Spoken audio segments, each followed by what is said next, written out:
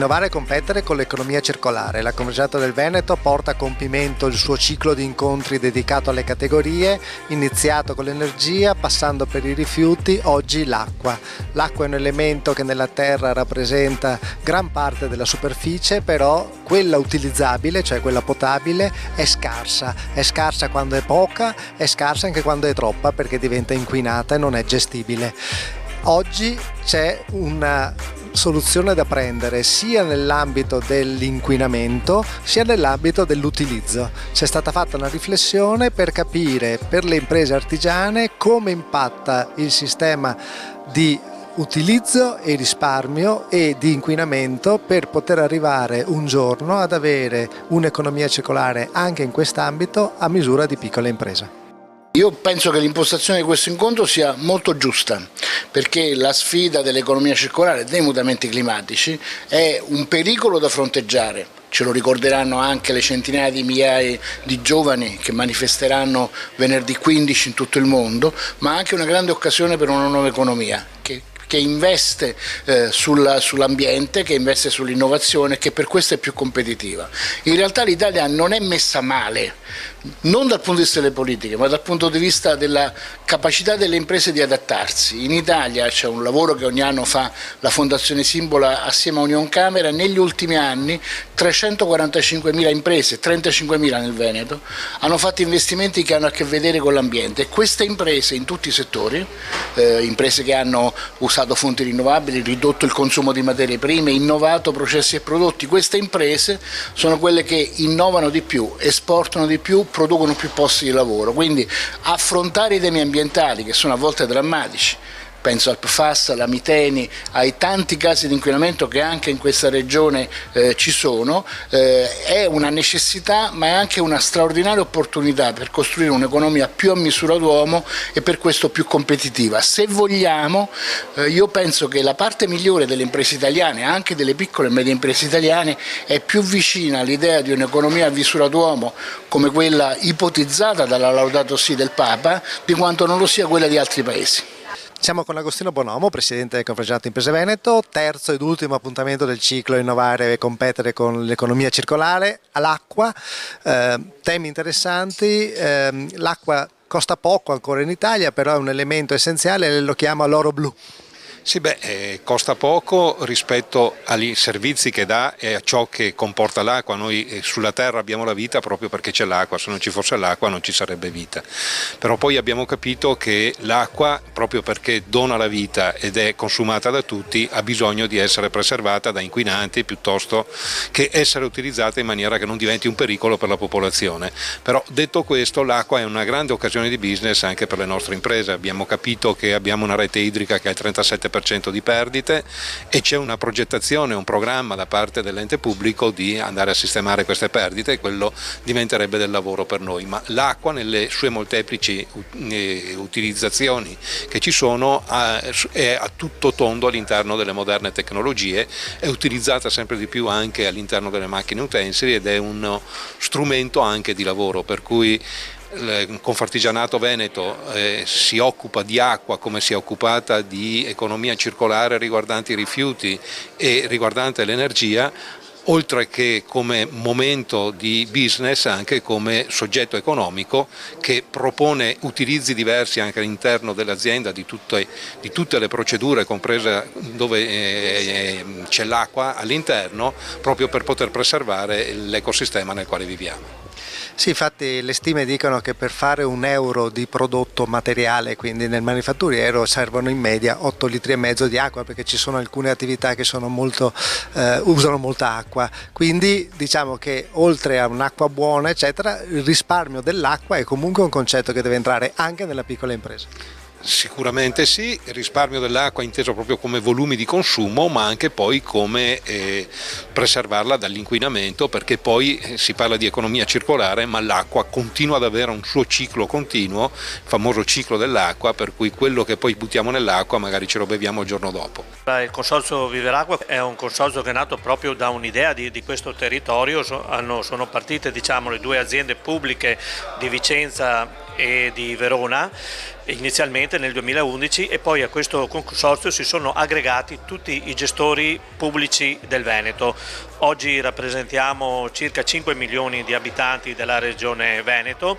La volontà è quella di coniugare la territorialità, quindi ognuno continua a gestire il servizio nel proprio territorio, perché è comunque un servizio assolutamente locale e del territorio, però cercando di mettere assieme le forze per raggiungere una dimensione tale che ci consenta di affrontare quelle che sono le sfide odierne. Partendo da questo impianto, cerchiamo appunto di sviluppare e soprattutto di realizzare tutti quegli investimenti che, come diceva lei, sono necessari nel servizio idrico integrato, considerando come l'adduzione e la distribuzione dell'acqua potabile, ma poi l'altra parte della filiera, che è la raccolta delle acque reflue e la depurazione. Gli investimenti necessari sono molto importanti, abbiamo delle infrastrutture pur in un quadro di un servizio che comunque è un servizio di qualità, perché poi lo vedremo anche durante il convegno, dimostreremo che ci sono numeri che danno qualità al servizio erogato in Veneto, però non bisogna fermarsi, bisogna continuare ad investire e a fare tutto quello che è necessario per mantenere quegli standard che noi riteniamo siano assolutamente dovuti alla nostra popolazione. Una proprio delle cose sulla quale ci siamo concentrati è stata quella di reperire tutte queste risorse finanziarie, e abbiamo costruito un'operazione, le prime due, adesso ne faremo una terza, molto importanti, con l'emissione degli idrobond, un'operazione finanziaria che ci ha consentito di accedere e di poter ottenere un credito che poi è stato sottoscritto quasi interamente dalla Banca Europea degli Investimenti con dei tassi molto agevolati, e nel quadriennio abbiamo realizzato circa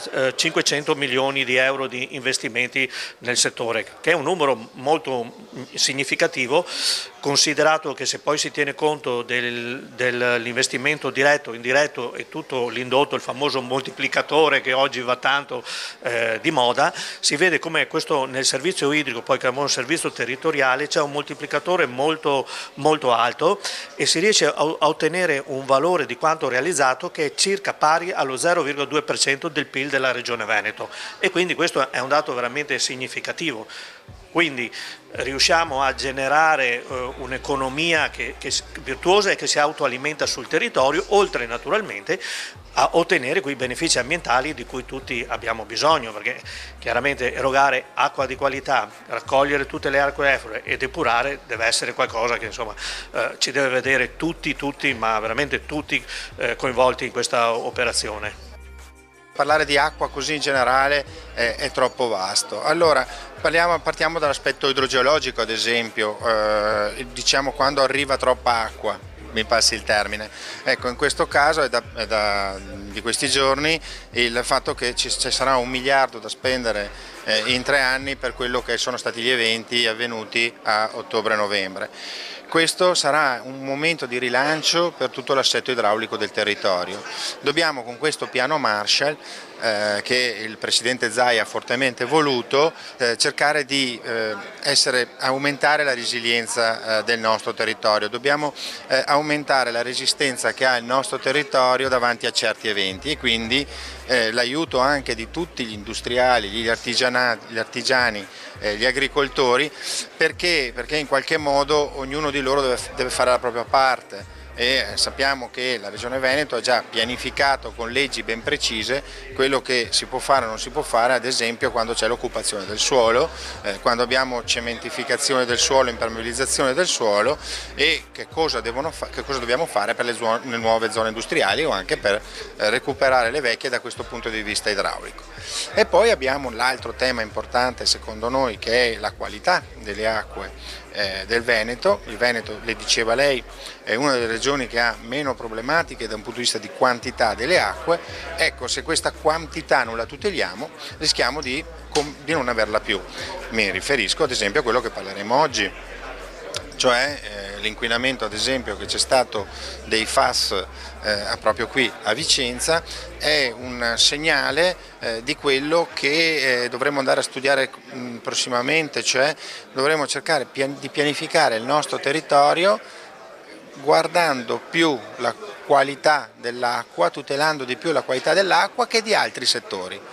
Abbiamo visto che posizionare un'industria chimica a monte di falda in quella zona ha in qualche modo rovinato tutto un acquifero. Ecco, dobbiamo affrontare questo tema, dobbiamo dirci che l'acqua è il fondamento di questa regione perché ci serve per tutto, anche per un aspetto turistico molto importante, dobbiamo tutelarla di più. Come la tuteliamo? La Regione Veneto ha già fatto il piano di tutela delle acque che in questi giorni stiamo accingendo a rivederlo e a verificare il suo funzionamento.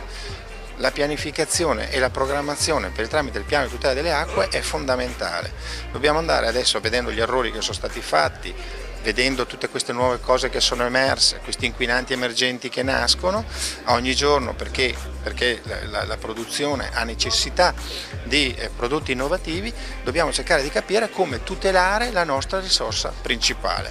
Ricordo a tutti che ad esempio una delle attività più importanti della Regione Veneto è anche la produzione di acqua, quindi dobbiamo tutelare le nostre risorse.